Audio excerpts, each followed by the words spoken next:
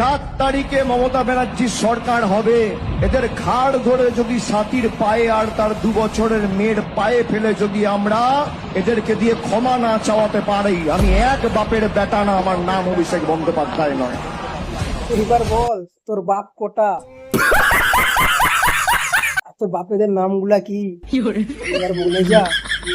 কারণ তুই তো নিজেই বললি 4 তারিখের পর মমতা যদি না সরকার করতে পারে আমি এক বাপের বেটা নয়।